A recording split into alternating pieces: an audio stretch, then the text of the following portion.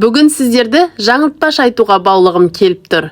Ал ендеше, 1 минутта неше жаңылтпашты жаңылмай айтады екенсіздер? Көрейік. Ойым барды, ойналмастан ойын қалды, орындалмай ойымдағы, ойылмады оюдағы, орашолақ олақпын ба, оялмадым оюларды.